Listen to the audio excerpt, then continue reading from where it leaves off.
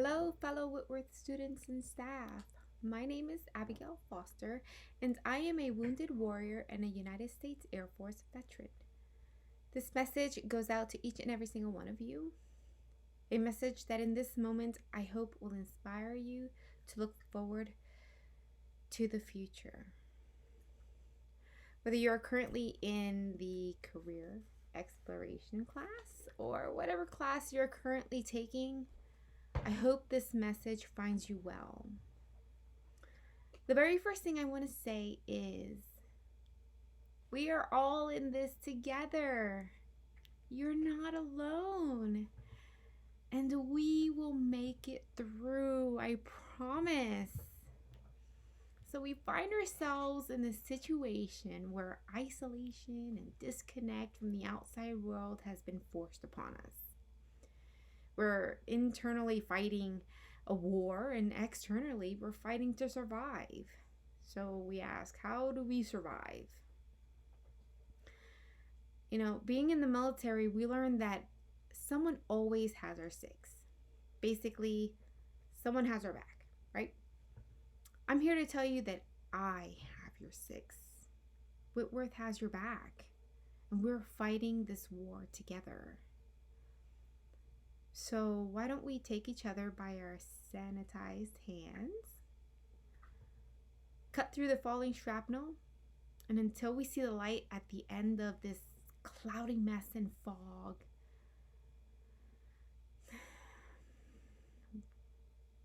we will make it through to the end of the tunnel. But know that when we do make it through, we're not going to be the same. You are not going to be the same. If anything, you're going to be so much stronger than you were before. How do I know these things? Well, one, life has taught me these things, my experiences. Two, history. History has proven all of this to us. And history has proven it to us time and time again. When things don't go our way and things haven't gone as planned, we've been through it, whether it was the virus or this virus or the plague wars that we've been through. And we can even go as far back as 2,000 years ago. Look at the cross. When they didn't have it planned out, but look how that turned out.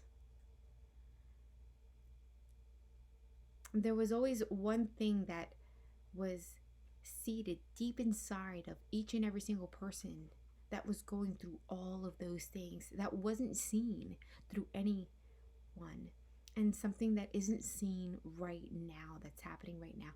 The one thing that we can see that is happening, that has happened, is hope. People hope to survive it all, hope to live another day, hope to tell the story, hope to tell their story. And they linger on and they hold on to that hope. And with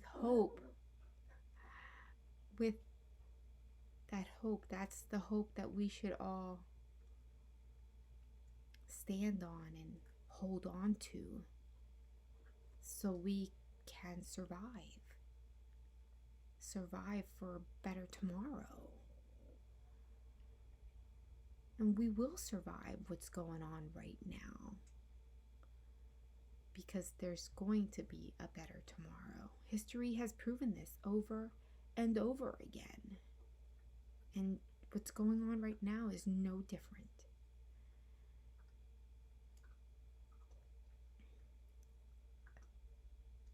This history is happening right now in my life.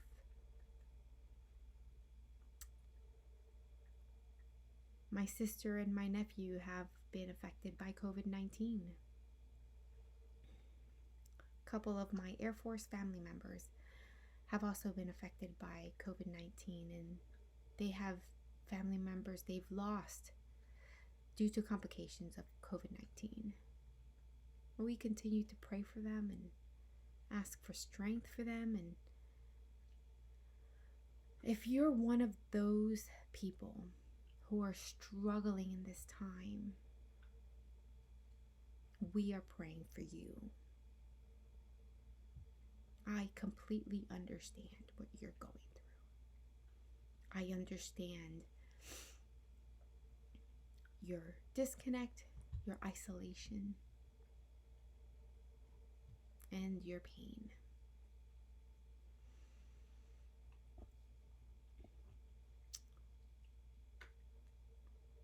Because I have seen in my life, I have had and been through my share of struggles. I have been through my share of isolation. I have felt my share of loss. And in those times, I have had no choice but to stop and be still. Being still gave me the opportunity to put myself in perspective. And putting myself in perspective made me realize the things that were going on around me and the things that I could take control of. And once I could take control of those things, I could proceed and take action.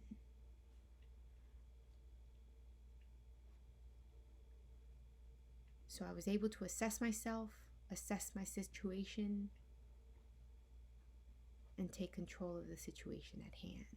Sometimes in the middle of war, all of this might take place in a split of a second and decisions have to be made.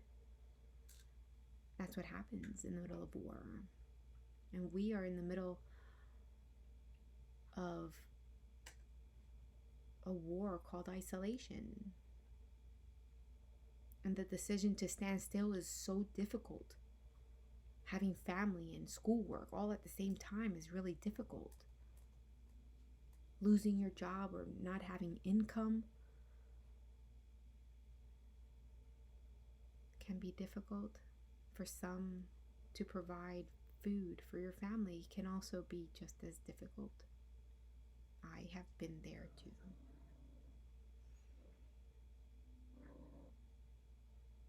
So what you have to ask yourself in your current situation is, what can you take control of? And in my current situation, I have puppies I can take control of. That is my current situation.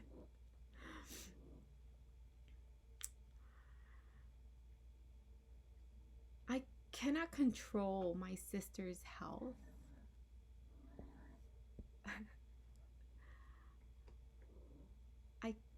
We're here on the West Coast and my sister's on the East Coast. But the one thing I can control is my prayer for her.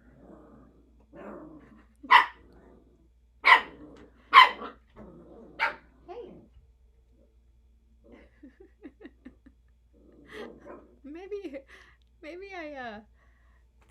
Maybe I should control my puppies right now.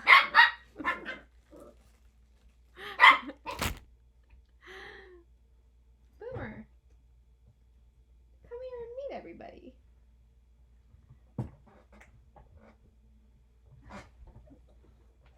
This is my current situation.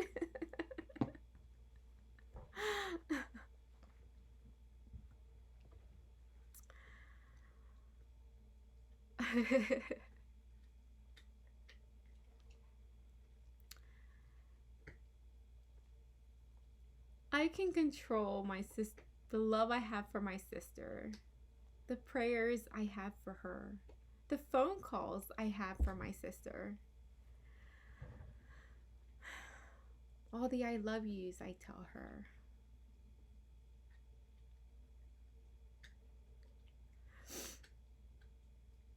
care packages I can send her and my family.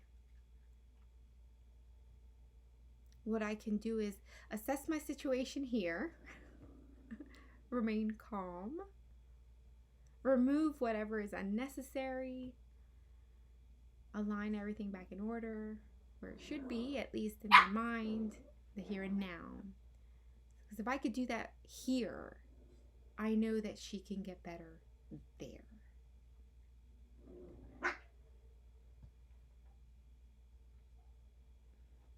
I know nothing will ever be the same, and that should be expected.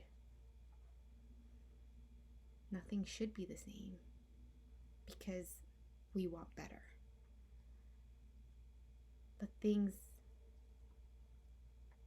will be better for tomorrow, and it will be better than it was before.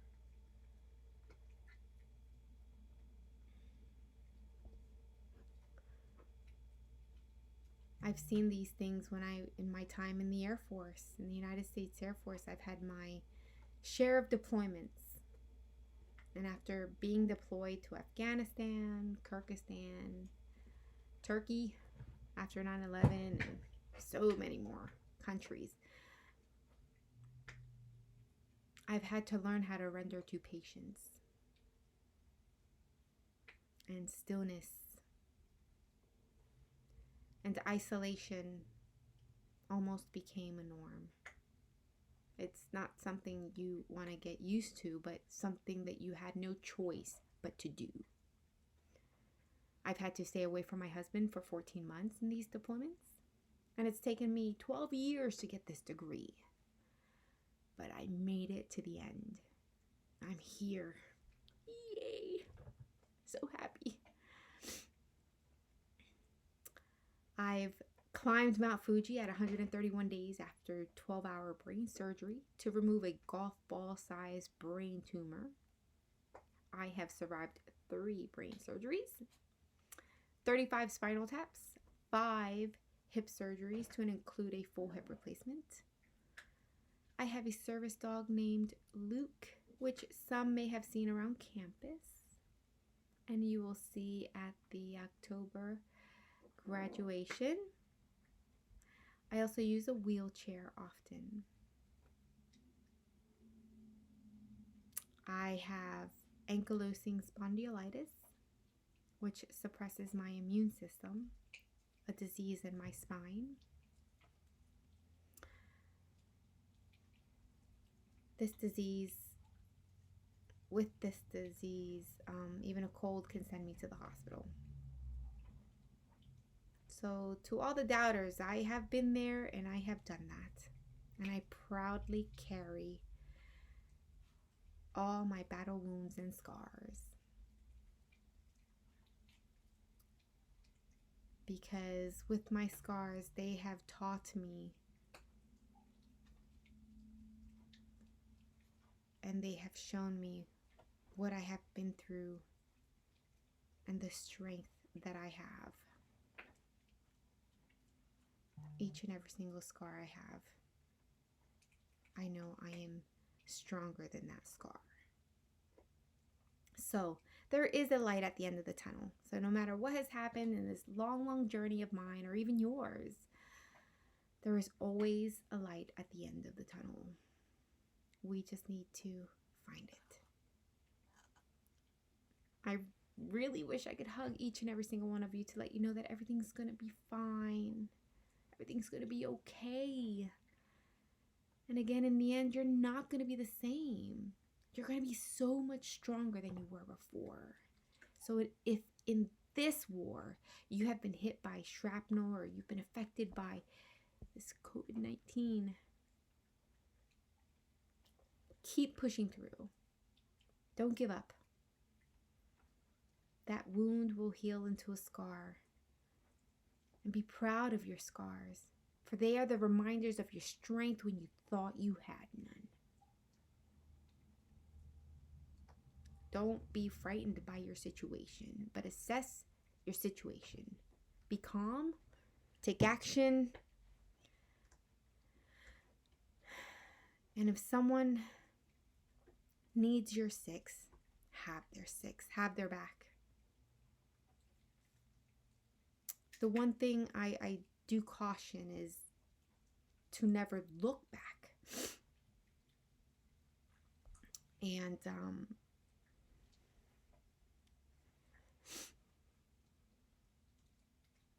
there is no time to look back. There is no time for what ifs, the coulda, shoulda, wouldas. But there's always time to look towards the future.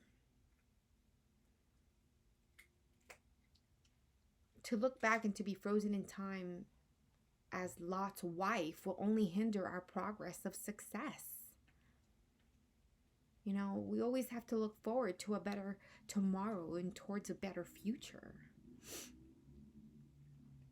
Whitworth has reminded me of this through all of the lessons and teachings that I've had, that God is in control.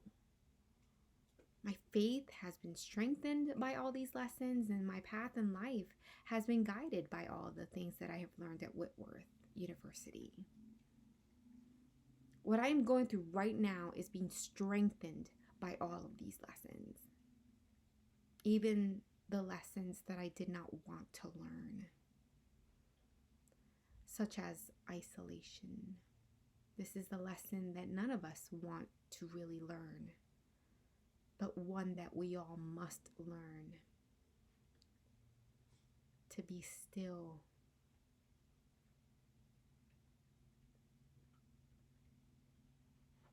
So I ask each and every single one of you, do not be dismayed by what you're going through.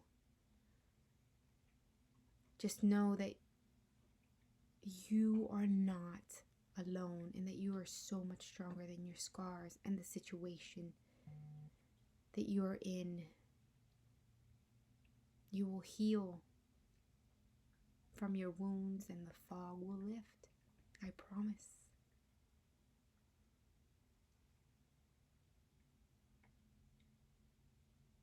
If you need to talk to someone, please reach out to one of your advisors. Reach out to someone close to you in your community. I am here. I have your six. Whitworth has your back. Reach out to someone via web. We are here to talk. I really do hope this message comes to you as a healing message, and that you find grace in your situation, and that you see that there is mercy to come. Many blessings to you and to yours, coming from this future alumni.